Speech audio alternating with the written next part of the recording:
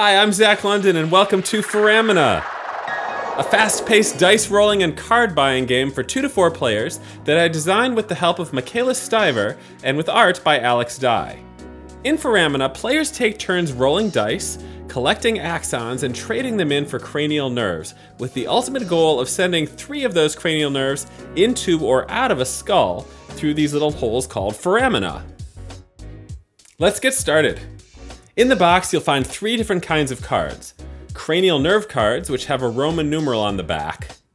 Foramin cards, which have the word foramina on the back. And foramin cost cards, which look the same on both sides. There are also 2 dice, 8 player markers, and cardboard axons, which are the money in the game, in different denominations. Let's take a close look at one of the cranial nerve cards. The cranial nerve number in the top left is the dice roll needed to activate the power on the card. Every cranial nerve card will have some colorful icons on it. The top one is often a brainstem segment, in this case the medulla. The rest are called modality icons and have to do with the function of the nerve. You don't need to know what these mean to play the game, but there's a glossary at the back of the rulebook if you're curious. At the bottom, there is the cost in axons needed to purchase the card, and the card action. Foramin cards look a little different. They'll have 1 or more cranial nerve connections at the top, labeled by number and color. So this foramen could connect with the facial nerve, 7, or the vestibulocochlear nerve, 8. They also have an action at the bottom of the card. Now let's set up the game. Each player takes 1 olfactory nerve card, cranial nerve 1, and 1 optic nerve card, cranial nerve 2, and places them face up in front of them. Each player starts the game with 3 axons. Place the rest in an axon bank within reach of all the players. Finally, each player takes both player markers of 1 color. Separate the remaining cranial nerve cards into 14 stacks of the same card type and arrange these stacks face up in ascending numerical order in 2 rows. The top row should have cranial nerves 1 through 5, and note that there are actually 3 different piles for cranial nerve 5. The bottom row should have cranial nerves 6 through 12. Place the 3 foramin cost cards in ascending order above the cranial nerve card supply. Now shuffle the foramin cards and place them face down to the right of the foramin cost cards. Draw the top 3 foramin cards and place 1 card face up below the 5, 10, and 25 foramin cost cards respectively. Now you're ready to play. In clockwise order, players take turns, which consist of 3 phases. Roll dice, 1 or both. Earn axons. Purchase a cranial nerve or a foramen. To start, a player announces whether they will roll 1 die or both dice. They have to decide before they roll. If the total of the dice roll equals the cranial nerve number on a cranial nerve card face up in front of the player, that player earns axons or other rewards. Most cards only allow players to collect axons on their own turn, but some cards allow players to collect axons on anyone's turn. These actions are indicated by a white box surrounding the text at the bottom of the card. If a player has 2 or more copies of a cranial nerve card showing, they earn axons for each card individually. So, if a player with these cards rolls a 4, they would get the reward from the trochlear card 3 times. Some cranial nerve or foramin cards give rewards based on the number of other cranial nerve cards a player has showing. As long as they are not yet connected to a foramin card, stacked cards are all considered to be showing.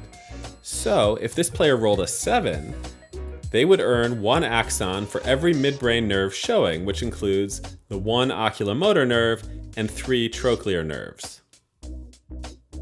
Now the player may pay axons to purchase 1 cranial nerve card from the available cranial nerve supply, or 1 face-up foramin card per turn.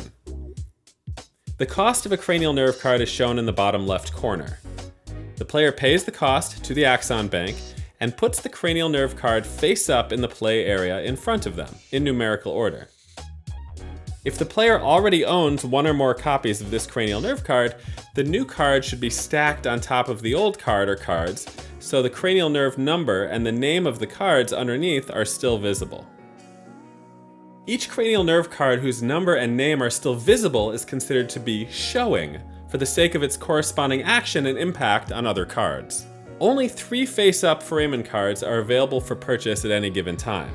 The cost of a Foramin card is either 5, 10, or 25 axons, depending on the Foramin cost card under which it has been placed.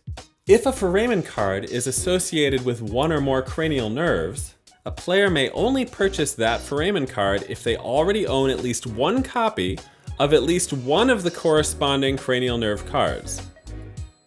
This player can afford the jugular Foramin card, but they can't purchase it unless or until they already own at least one copy of cranial nerves 9, 10, or 11, which they don't. However, the player could purchase the superior orbital fissure card because they have at least 10 axons to spend, and they have at least one cranial nerve they could attach to it. Note that they don't need to own all of these cards, they just need to own one of them. Stack the purchased Foramin card on top of a cranial nerve card or stack of cranial nerve cards to which it connects, so that the cranial nerve number and the name of the nerve are still visible. If placed correctly, the cranial nerve card and Foramin card should appear to connect. For the remainder of the game, a dice roll corresponding to the covered cranial nerve cards will trigger the action shown on the Foramin card instead of the action on the cranial nerve cards underneath it. So this roll would give you the superior orbital fissures action once, rather than multiple copies of the trochlear nerves action. Note that all cranial nerve cards covered by a Foramin card are considered to be not showing for the rest of the game. This roll tells a player to collect axons for every midbrain card showing.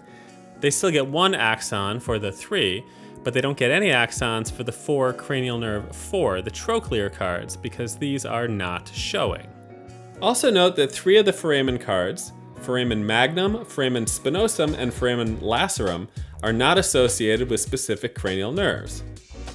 When a player purchases one of these Foramin cards, they should simply place the card face up in front of them near their cranial nerve cards. The actions listed on these cards are always in play. After a player purchases a Foramin card, they should do the following. Place one of their player markers on the associated Foramin cost card. This indicates that they may not purchase another Foramin card at that cost. Draw a new Foramin card and place it face up into the space vacated by the purchased Foramin card. This new Foramin card is now eligible to be purchased by other players. Play continues clockwise until one player has successfully purchased 3 Foramin cards in total, one from beneath each Foramin cost card, 5, 10, and 25 axons. As soon as a player purchases a 3rd Foramin card, they win and the game ends immediately. And that's Foramina. Have fun and let us know if you have any questions.